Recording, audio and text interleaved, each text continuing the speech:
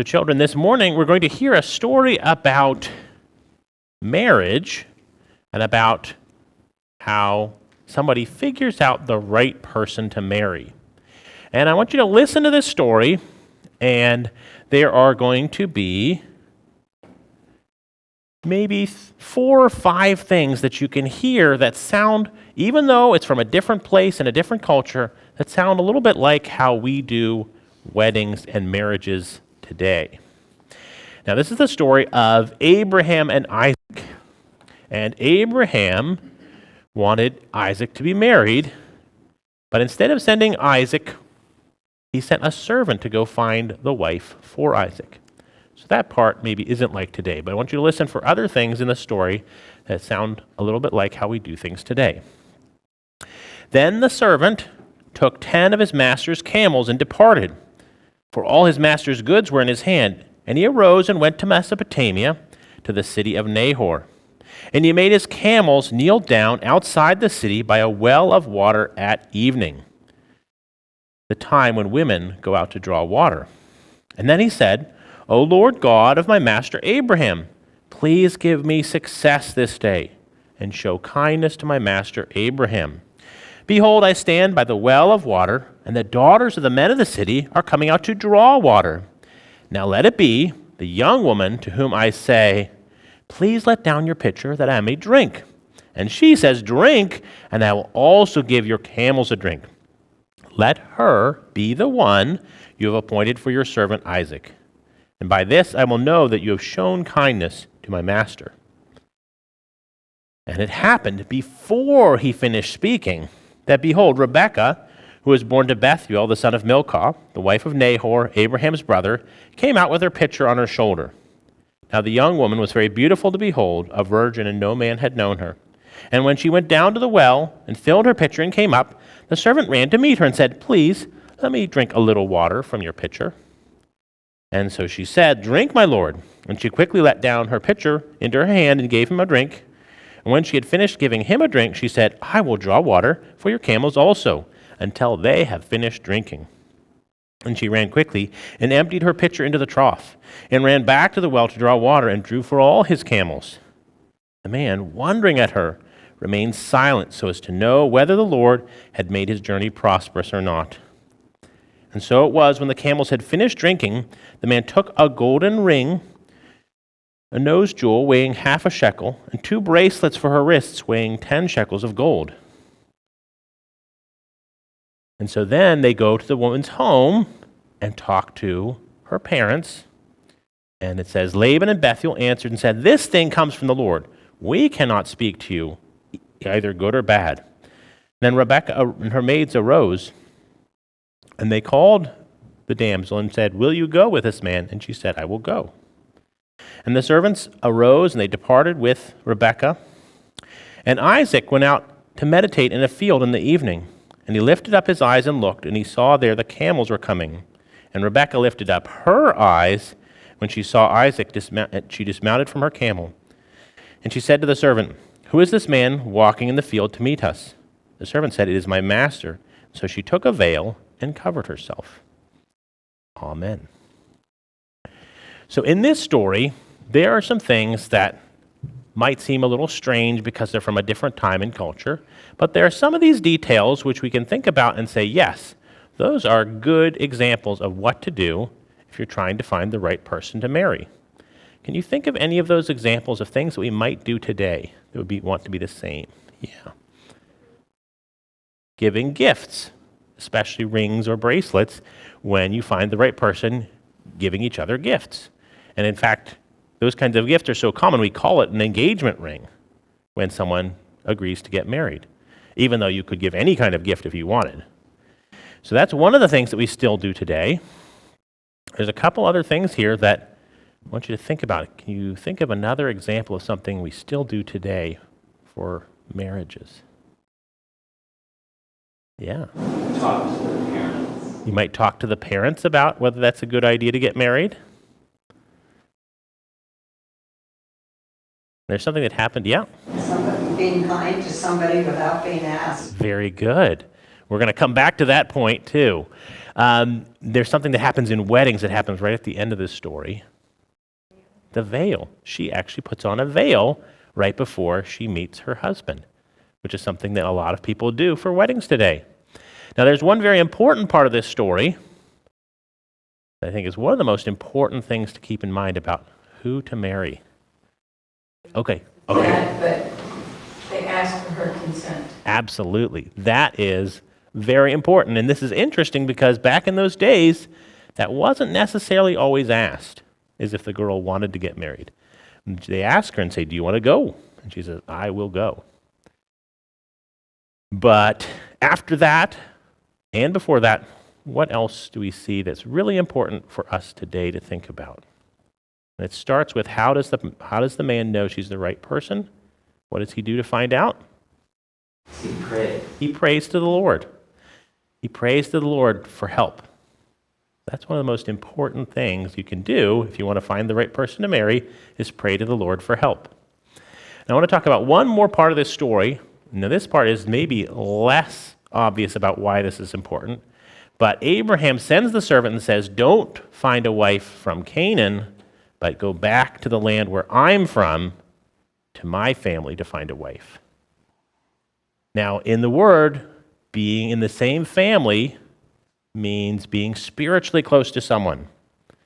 And another way of saying being spiritually close to someone is being able to share religion with them, because that is the most important spiritual thing you can share.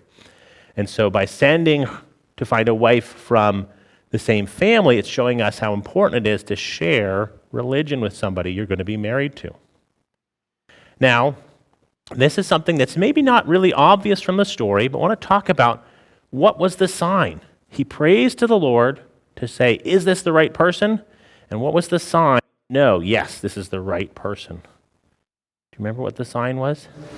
The servant asked for drink, and then the lady also gave drink to him. Yeah, so it says she went and she got a pitcher of water, and it says she carried it on her shoulder, and when he asked for a drink, what does she offer to do? Give the camels a drink.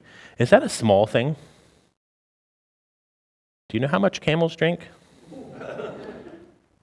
Yeah, they can drink a lot. People say as much as 20 gallons if they've been on a long trip without getting a lot of water. So think about that, having many camels that would also like lots to drink. So that was a lot of work she did. And so again, what would that show us about this person, that she's willing to do that? She's a kind person. She's a generous person. She's doing something good without an expected reward for her.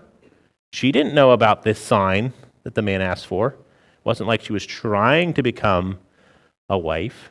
She was just being a good person, a kind person. But this story also tells us something spiritual. Do you know what water represents? Truth. Very good. It represents the truth. But what is truth for? What's it for? Why do we learn the truths in the Word?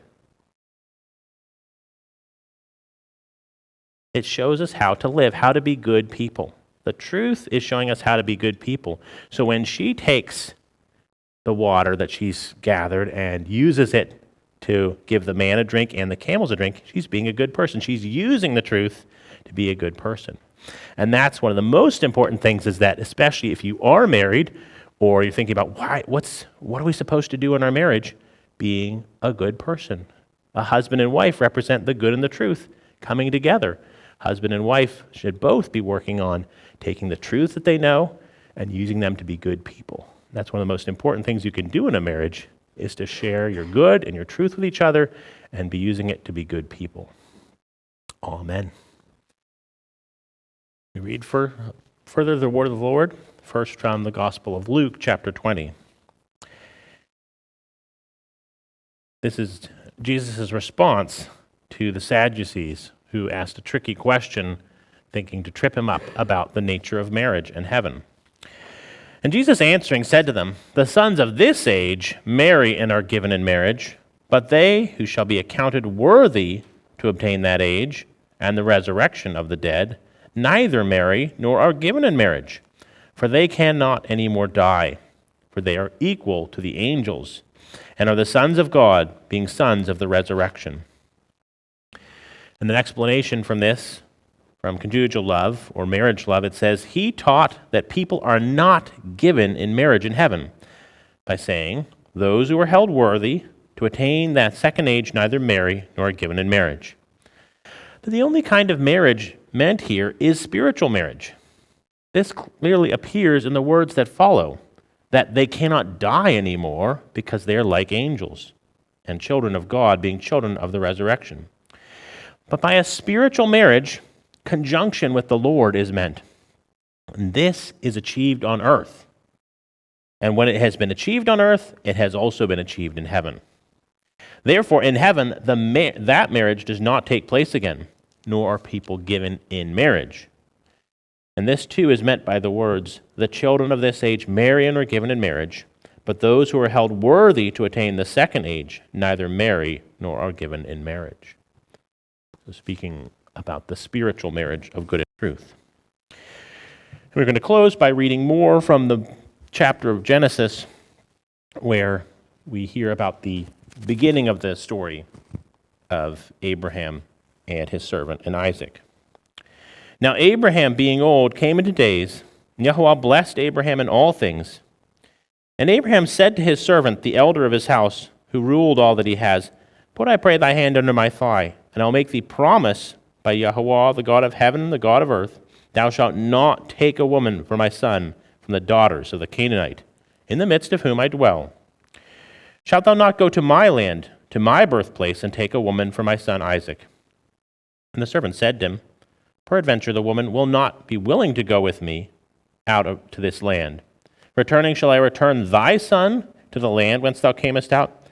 And Abraham said to him, take heed for thyself that thou return not back with my son thither. Yahweh, the God of heaven, that took me from my father's house and from the land of my birth, and spoke to me and promised me, saying, to thy seed will I give this land. He shall send his angel before thee. Thou shalt take a woman for my son from thence. And if the woman be not willing to go after thee, then thou shalt be clear of this my promise. Only thou shalt not return my son thither.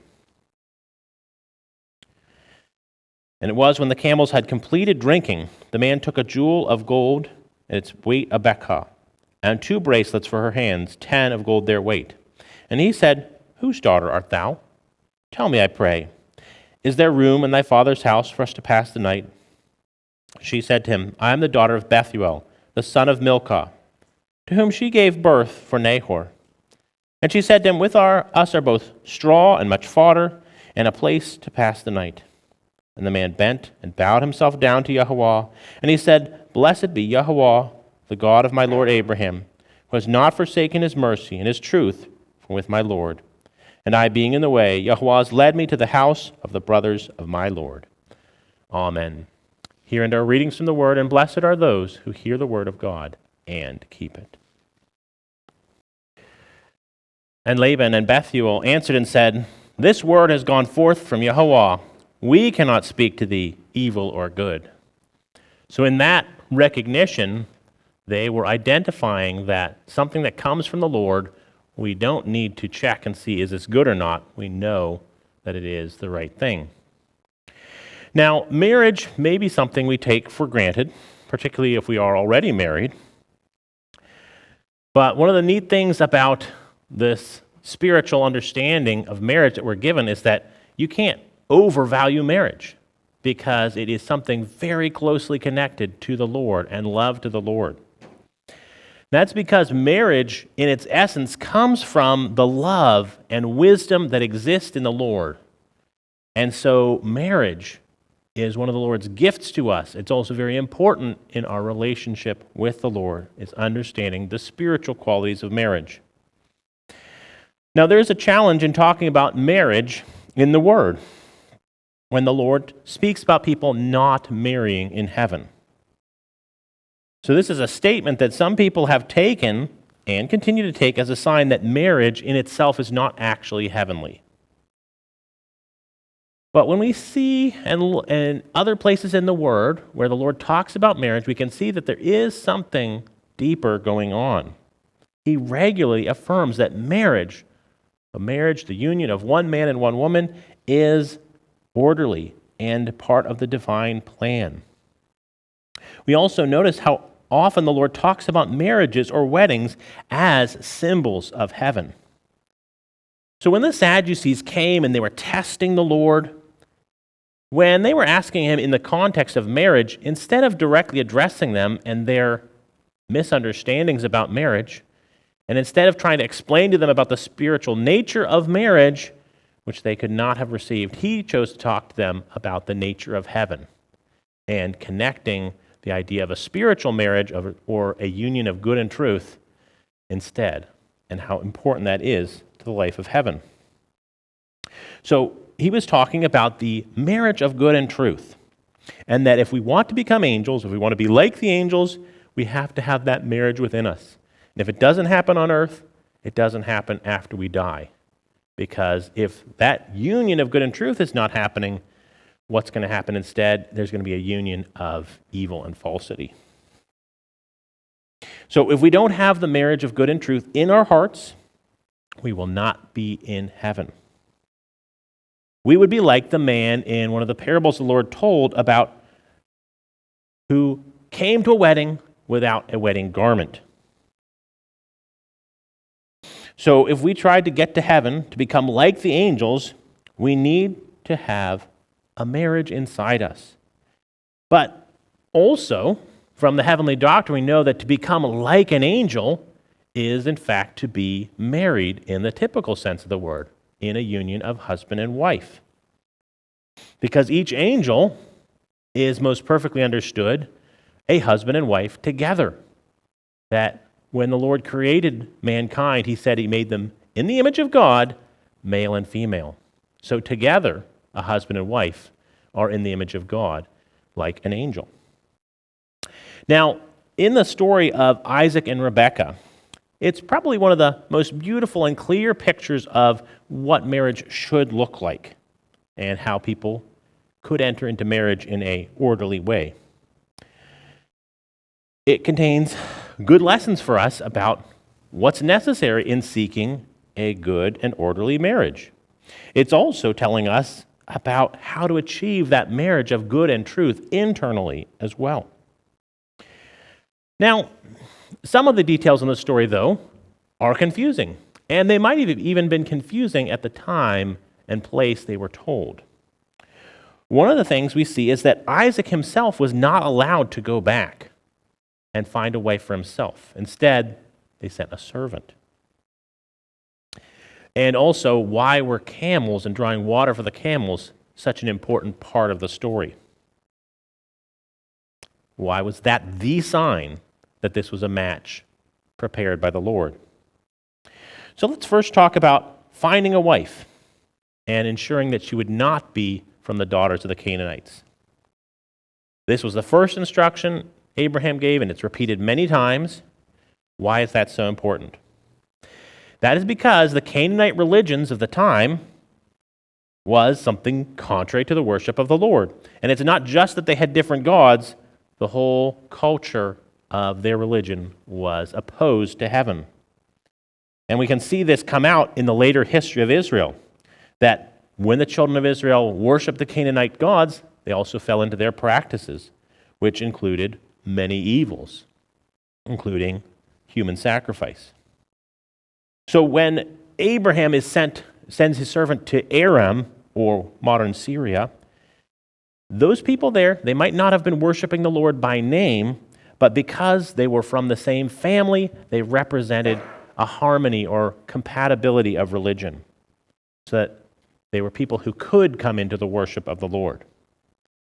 And so today, we can tell that one of the most important things you can do in choosing somebody to marry is the ability to share religion with them. Someone who can have the same religion and grow closer to the Lord with you to eternity. We read in Conjugal Love, the human inclination towards marriage goes hand in hand with religion at every step. Every little step and stride away from religion or towards religion is also a step or stride away from or towards the conjugal that is special and proper to a Christian. So marriage and religion go together. The marriage of good and truth is also represented in this. The Lord is the source of marriage for everyone. He is all good and all truth.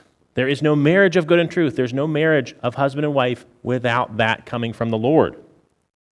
And so in our story, Isaac and Rebekah represent the affection for good and the affection for truth. Now, not only was Rebekah from the land of Abraham's family, she was probably the closest female relative he had. So this might seem like a strange indication that she would be a good wife. But in the Word, family represents closeness. And so the fact that she was already family means that she and Isaac would not just share religion, but they would be a match, a perfect match. Now, in the marriage of good and truth, each truth has a perfect match with a good, and each good has a perfect match with a truth, vice versa. But that one perfect match for each good and each truth is reminding us of the importance of using the truth that we have together with its good. So it's not just enough to match them, they have to be used together. A truth by itself is not useful. A good by itself is not really good. They have to be together. Only together are they truly good and true and useful. And that is the heavenly marriage that each individual person has to have within themselves. Our loves need to be married to truths if we want to enter heaven or to be married. So, if we think about the story, why would it be wrong to choose a Canaanite wife? Both because they had idolatrous and evil worship, it also represents, instead of marrying good to truth, marrying truth with evil or falsity instead. So instead of affections for good, affections for falsity. Joining good with falsity would be like internally allowing our loves to be led away by false ideas into doing evils. You might say, I have good intentions, but if your information is faulty, your good intentions are going to lead to evil. So internally, we need to shun evils and falsities, prevent them from becoming attached to goods and truths in our minds. Those are the marriages or adulteries that we should be shunning in our minds. And also, if we are in the state of choosing someone to marry, we need to be wary of falsity and evil. This would be like bad reasons to marry someone. Finding someone that made you feel good about yourself and you could boss around. Might seem like that'll be great, but that is an evil and false reason to marry someone. So the essence of marriage is the marriage of good and truth. And so finding the right person, you want to have a marriage of good and truth in your motivations and in your seeking. Bad reasons for marrying could include external similarities and interests, but not involve sharing core spiritual values. The second big theme in the story is that the Lord is leading. The first thing the man does, the servant does, when he arrives in the land is pray to the Lord for guidance. This prayer and its fulfillment is also referenced throughout the chapter, and we can see that anything in the Word repeated often is very important.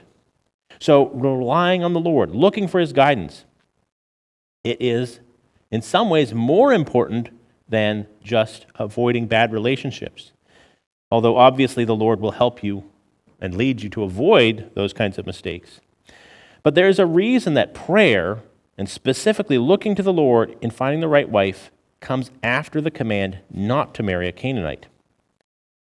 Even though the Lord does come first in all things, in order to truly and openly follow the Lord, we need to first shun evils. Because if we are bringing evils with us and we say we're going to follow the Lord, we're actually still just following our own evils. So we shun evils and falsities that would lead us away from internal marriage and lead us away from healthy external marriages.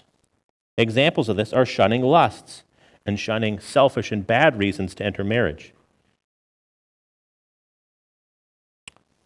But in this story, it's a beautiful and reassuring picture that it says as soon as he ends his prayer, it's answered. He sees Rebekah coming down to the well. Now, this doesn't mean that as soon as we pray for something good, the Lord gives it to us. but it is showing us the surety, the guarantee that if we are focusing our lives on the Lord and shunning evil, our prayers will be answered. So again, the Lord is working with us, both to receive that internal marriage of good and truth and an eternal conjugal marriage with our marriage partner. We read the Lord's divine providence is most specific and most universal in connection to marriages and in its operation in marriages.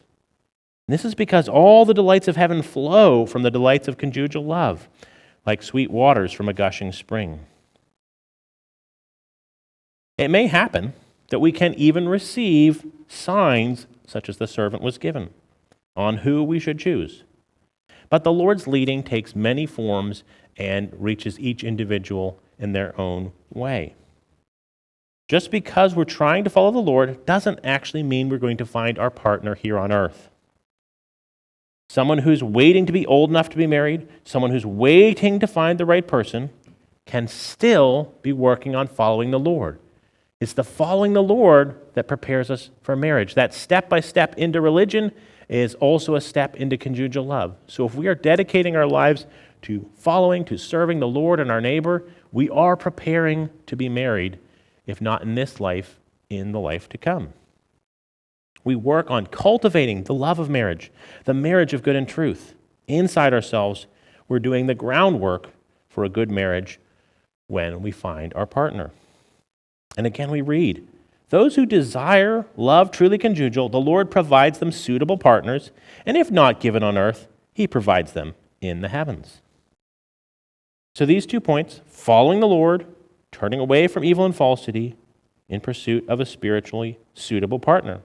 They contain a great outline for how to cultivate an internal marriage and to prepare for our work or work on our relationships. But this chapter also contains more elements and details about courtship. The sign where Rebekah draws the water for the camels, it's a wonderful story, but it also tells us something important about marriages. And it's a little bit clearer, actually, if we look at it on the internal level, on the level of good and truth. Rebekah and Isaac, they represent the divine rational good and the divine truth, the rational truth. Now, this may seem like a high internal kind of thought, but the fact is that when Rebekah waters the camels or gives a drink to the camels, that shows the truth coming down from on high into practical, rational thought. Camels represent an external kind of truth. So when you have that marriage of good and truth, it's not just something up here. It's something that flows into your life and provides good in the natural world.